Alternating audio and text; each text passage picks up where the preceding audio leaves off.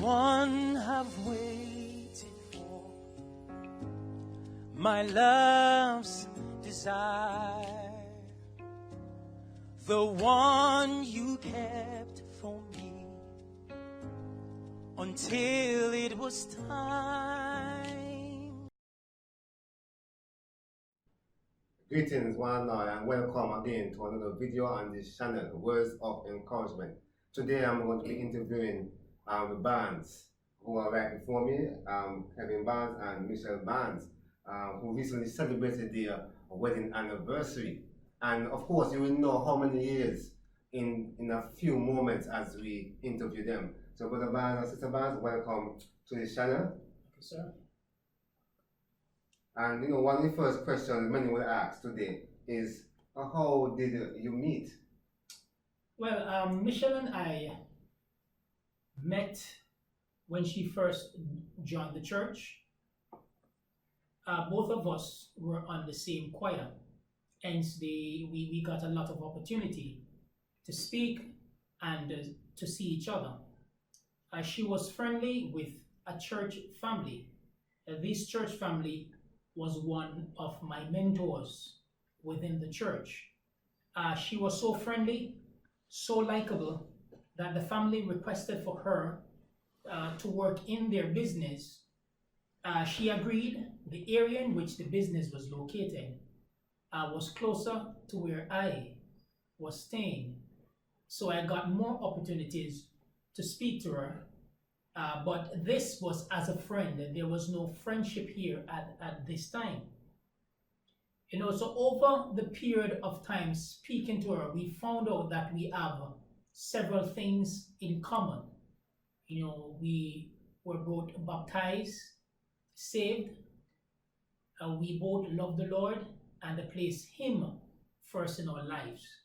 And because of the regular time and the amount of time that we get to speak, it actually went into a relationship. Similar to what Kevin had just said, yes, we're on the same choir, and I remember a particular evening that we went choir practice, and when I leave that practice, I realized that Kevin was behind me, right? And he actually walked me half the way to where I was going, and he said to me, Mischelle, I know the other guys at church like you, right? And I believe they're scared to say to you, right? But for me, I'm telling you, right? So either you say yes or no. So I said, okay, whenever I'm ready for a boyfriend, I will remember your application, right? So from then, I realized Kevin was staying in my area at that time with a friend, right? And he actually passed my house very often, right? And now and then he would stop by and, you know, to say hello to my friends and myself. And yes, we get to talk more often and so forth, but as he said, friends, right? No form of what else I know? Boyfriend, girlfriend. We weren't thinking of that, right? And I remember a particular day I asked him, why is he going down the road so often? And he told me that he went down there to buy like snacks, biscuit, and those stuff. But what I realized, Kevin was living a far distance from where I was living, right? But because he liked me, he stayed at that friend, right? More than norm. He would like go and visit a friend, but these days, because he really liked me and want to get close to me, right? I realized that he stayed by the friend more often. So after asking that question about the biscuit, and he told me that he usually go down the road and buy snacks and so forth. We were running a restaurant at where I was living, right? I was in charge of all the orders and, you know, the business aspect of it, the financial aspect of it, and the ordering and so forth. So I was saying, seeing that Kevin is staying with his friend, right? And they are men, they're not going to cook, So maybe that's the reason why Kevin would snack it out, right, for most of the time. So I said to myself, I'm gonna leave some food for him, Wow. right? And remember, we are just friends. So one day when he was passing, I offered him some food, and he said yes. And from that time, I make sure I would leave his lunch, sometime supper for him, and he would always pass by and have that. So our relationship as a friend continued to grow. We talk a lot, and he started to stop over more often now. But most times when Kevin like come by me, you stay on the veranda, right? That's the furthest you would go in the house. And yeah, so our relationship as friends continue to soar. Yeah, and just to not to take away, but to add to what my wife is saying. Back then, we keeping this interview real because we want you guys to understand that relationship is not something that comes up out of the blue. There is no soul partner that is born for you. Partners, they are made in terms of it develop into that relationship that God wants it to be. Yes, I remember those days, as men, I didn't cook much. Yeah, I did cook because I was staying with a friend, and we go out and we play basketball, regularly. But because of the good friendship that me and Mischelle had at that time, I kind of eased off a little bit of the basketball playing, and I was passing by her much more regularly. We were always on the veranda, speaking about life, speaking about church, speaking about, what took place and so forth. And we spent some very long hours speaking as only friends with nothing in mind, very pure and clean. And I also remember, when Mischelle first offered me dinner. She said, would you like me to, leave dinner for you? And, I said, yes, no problem. And I remember that, almost every day I had my fresh cooked dinner, put down, all packaged and waiting for me. And remember, we were only friends with nothing in mind, with nothing in mind. It was pure, it was clean. But over a period of time, it grew and it grew. And, this is where it is today. Man, it's very interesting that both of you said you were friends before it came to what it is now. And this is an important point to take for those that are listening, especially those that are contemplating marriage and so on. Well, which leads us into our next question. What was it like for each other during courting each other? I would say, courtship was very fun, but not without challenges. The reason why I say such, you see, Mischelle is a joyable person. She laughs, she smiles for every and anything. But I was more of a serious type of person, and I'm speaking more of my countenance. I carry more of a serious face, and at times she will always ask me if something is wrong with me. When in fact, nothing is wrong with me, but that is how I naturally look. But I get to find out that, you see, both of us, we accept each other for the personality that we have, and we work at it. So I can say today that our personality is almost the same. We grew as one. Okay, what about you, Sister Barnes?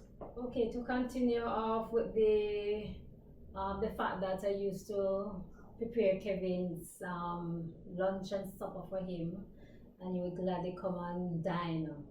Right? I remember a particular day after our relationship, as friendship had grown, I said to my friend, I think I'm getting to like Kevin. Right? And she said, oh yeah? I said yes. And she said, you're not serious. And I said, yes, I think I'm getting to like him, right? And I asked her, what do she think? If I should, try a thing with Kevin or not. And she said, well, if you like Kevin and if Kevin like you, I don't see why not. Right, so I leave it there, and I was preparing for a night that Kevin would stop by, and which he did. He stopped by, and it was right on the veranda. I asked him if he's willing to start a relationship, right? Well, actually, I remind him of the time that I said that I remember his application, right? Whenever I'm ready for a boyfriend. But he couldn't remember that. Even up to now, he can't really remember that. Right? But I remember that clearly. So anyway, I posed it to him, and he said, okay, we'll see, we'll try and see how far it reach, right? So we start our courtship from there, right? And the next step from that day that I asked Kevin, right? He had introduced me to his mother.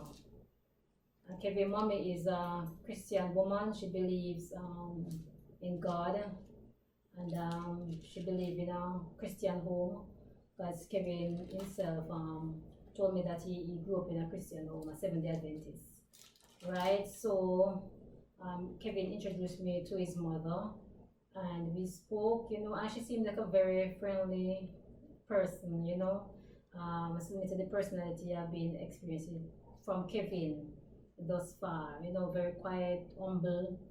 And the only thing with Kevin is just that at times he kind of seems a bit serious, right? So, being around him for a while, you would realize that nothing is really wrong with him. It's just that is just his countenance, right? But he's a very nice person, and he's the same up to today, right? I'm continuing the courtship. We would go to places together, spend quality time together, talking about the Lord, and go to church.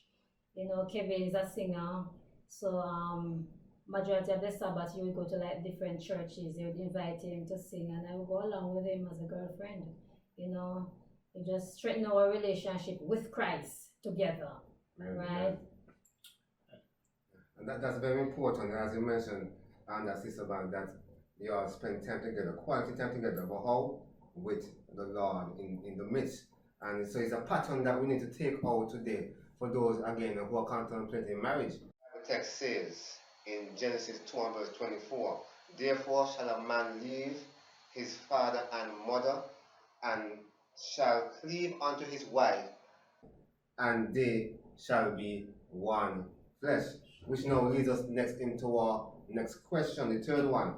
And so, Brother and Sister Barnes, you have been celebrating just yesterday, yes, your wedding anniversary. Yesterday was the 31st of August. Yes. And the question is, how many years did you celebrate from yesterday? How many years? It was 16. 16 years. Did you hear that, friend? 16 years. And 16 years. yesterday, while we were at church, just after church, a young man offered to take Brother and Sister Van's picture, and he was so amazed, at the amount of years that they said that they had been married for. Yes. And today, in today's age, we realize that marriages don't last that long.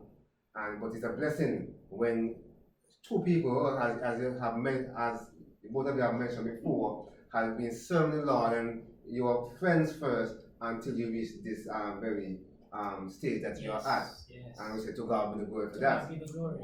Amen. And so, next question we have for them is the fourth question. What has it been like, or how have it been for those 16 years that you have spent together married?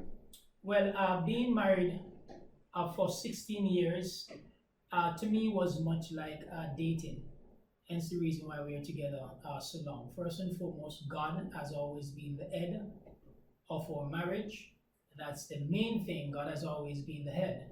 But in our marriage relationship, we created many memories, much like when we were dating, so too when we're married. When we're married, it's as if we were still dating. We didn't keep the relationship all sour. It was always sweet. Isn't that so? Yes. It was always sweet. We created memories. We go like fishing together. We go dinner.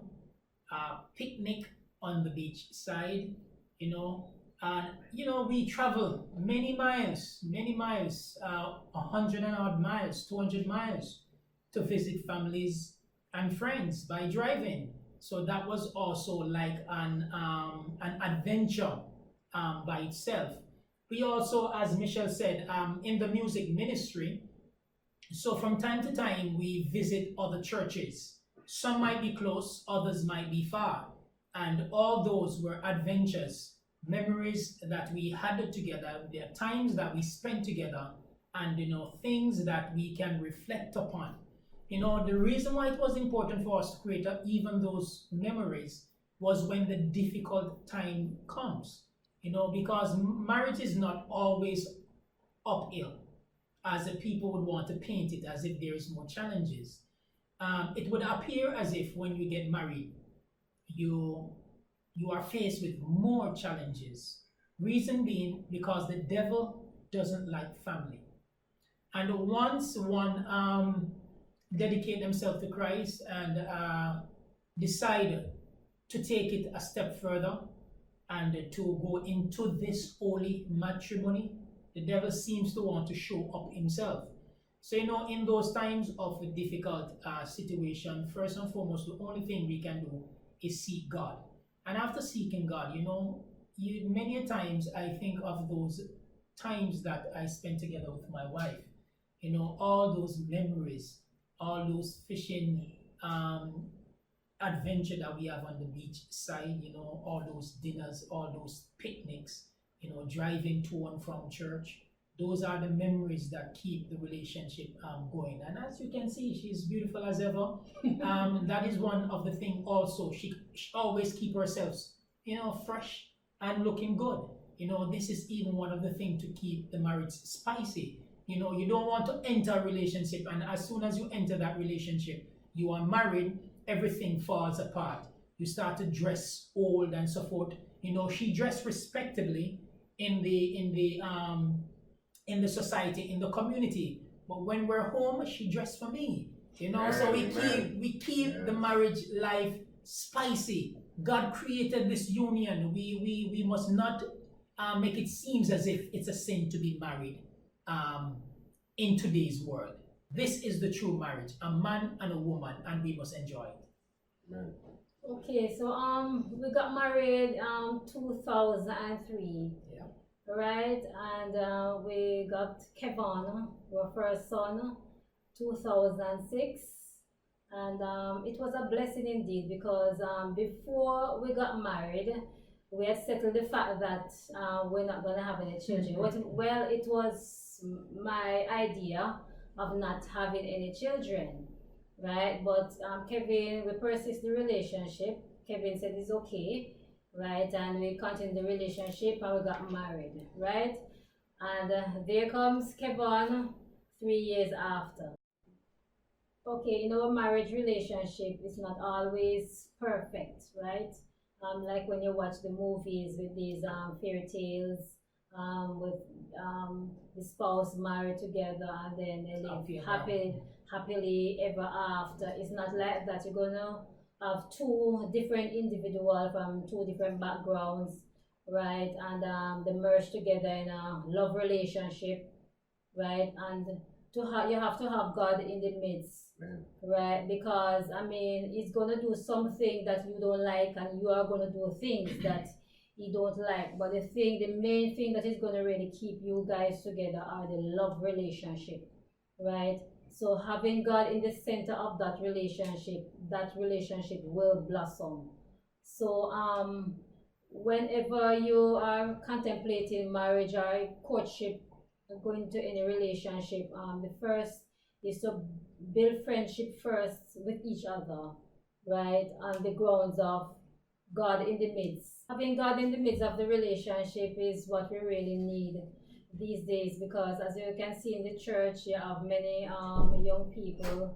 They got married for whatever reason, and then within few months the relationship, the marriage is no more, right? And it's because, to me, it's like they went in the relationship on the wrong grounds, sometimes financial financial reasons. It could be that the person have curly hair. It could be because of shape or all sort of stuff. People getting married for these days, right? But once you go in the relationship and have God as the driver in the relationship, it will last. So 16 years to me is not really much, right? Compared to other persons who have gone 50 years, 40 years, 50 years, right? Yes, it's a milestone, right? And for our age, definitely.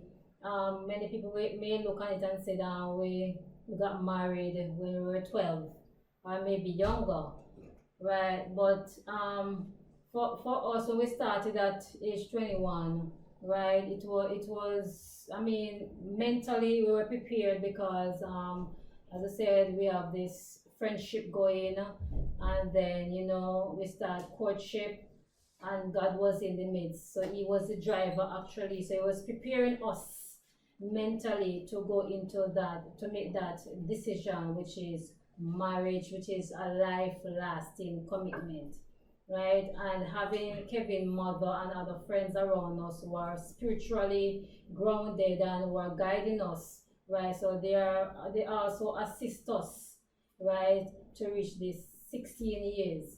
So for us it was not easy 16 years really, because we have many ups and downs, right? But for the downs we work on that, and for the ups we celebrate, right? So encouraging others out there who are about to make this decision, which is a beautiful one, because it has said in Genesis chapter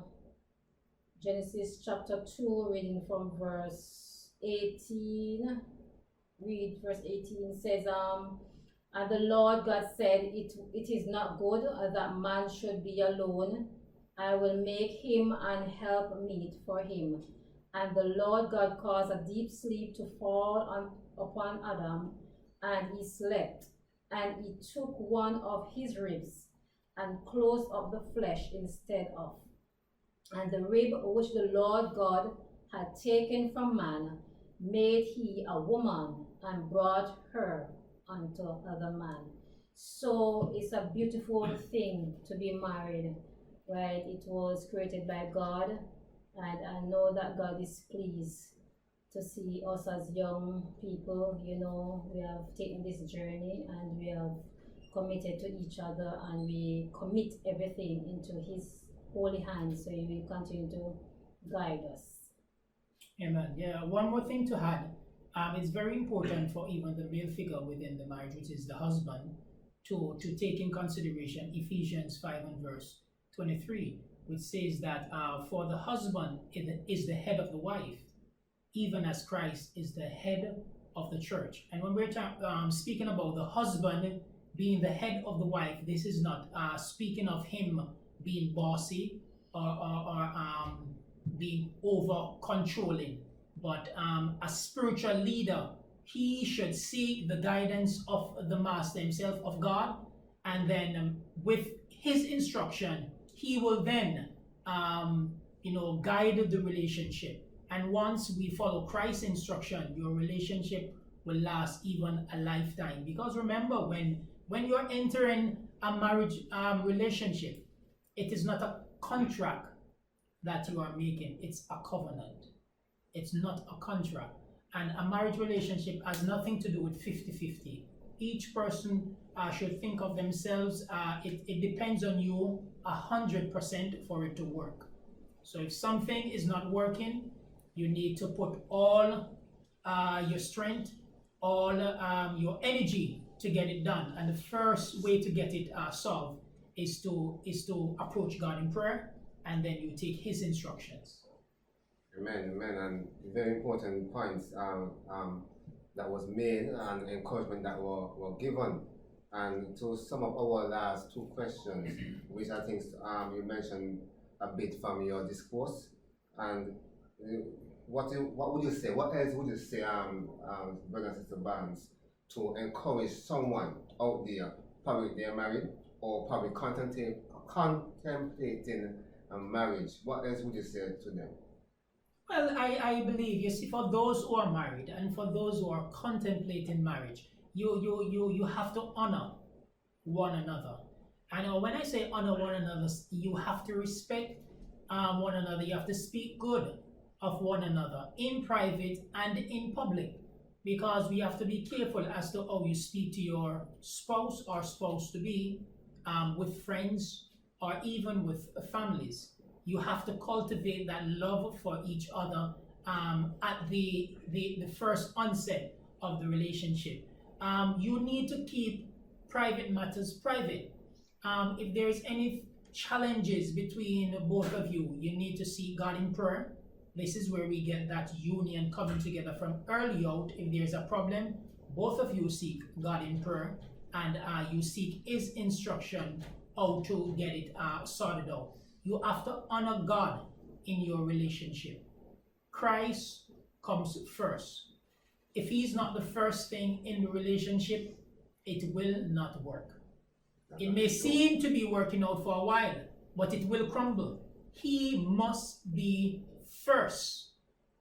He must be first in your relationship for it to work. So the main thing is to put Christ first. You have to respect each other and keep private matters private and cultivate those memories. Do things together. Be spontaneous. And this is within the scope of the Bible, being holy at the same time. Be spontaneous, create memories, so that when those challenges come around, you can reflect on those memories, and it can help you to press along. Right. Okay, in Adventist Home, page 44, it says, great care should be taken by Christian youth in the formation of friendship and in the choice of companion. Take heed lest what you now think to be pure gold turns out to be a base metal. Worldly association tend to place obstructions in the way of your service to God, and many souls are ruined by unhappy unions, either businesses or matrimonial, with those who can never elevate or ennoble. Weigh every sentiment and watch every development of character in the one with whom you think to link your life destiny. The step you are about to take is one of the most important in your life, Yes. and should not be taken hastily. While you may love, do not love blindly. So this is actually saying, when you're entering a relationship, right, just take it slowly, right? Don't take it, for some persons, when they enter a relationship, maybe a few months pass and they say they love each other so much that they can't separate from that individual. We must not enter a relationship like that. We should just enter with an open mind, because first you have to look at the person's character and see if you can actually work with that in marriage, because after marriage the real life will start, right? Because sometimes people will pretend that they are this type of person, and after marriage then you will see the true person, right? Which will be too late. So that's the reason why much of the time most marriage end into divorce, because they go into the relationship blindly, because maybe they look on certain features in the person, maybe the person looks or color or something, right, physical, and the personality of the person. They may see the person have some bad behavior, maybe aggressive and so forth, and they may turn a blind eye to that, right? And then after marriage now, then there comes divorce and problems. So for a young person who are thinking in this line, just take it slowly, and first put God as the center of your relationship. Let God open your eyes, even to ask Him to wash your eyes with eye salt so you could see clearly. You can see this person clearly, right? So that when you enter that marriage relationship, right, it wouldn't be because of what you actually see, but because you have seen this person through the eyes of Christ. Amen. And just lastly, just you need to have positive friends around you. godly friends. So in the event that you need someone to ask questions and so forth, when I say positive friends, I'm not saying somebody that agrees with everything that you're saying, but somebody that seeks the best for you and will tell you the truth always. Amen. And just to end on that note, and the Bible tells us in not the Bible, but the 119th division of Psalms, verse 133, tells us here that we are to order our steps in thy word, and let not any iniquity have dominion over me. And as we've been mentioning, God has to be the center of our relationships, and that we want to pursue. And also the Bible tells in Amos 3 and verse 3, can two walk together unless they be agreed? So indeed, and then when God is in the center, as the bands have explained explicitly for us today, that show how they started from friends to having Christ in the center, and now to where they are now celebrating 16 years. And out of that relationship, brother and sister band, you have produced, or God have produced through you, two beautiful sons. One in the name of Kevin Barnes, who is actually right now behind the camera. Yes. And Kyle Barnes, who is keeping us quiet as possible as we do this video. And you know, he's been very, very obedient, and we thank God. So you see here also the training that brothers and sister Barnes had, so that they could pass on that training to the children. Again, this is words of encouragement, and we thank the Barnes, and continue as you go forward in your marriage, and God bless. And anything else you have to say to the people on YouTube and anywhere else as they listen? Put Christ first. Amen. Marriage indeed is a beautiful thing, and once you entered it, you're going to have fun, and you're going to have a life-lasting relationship, both you and your spouse and with God. Amen. If you want to hear more of this, subscribe.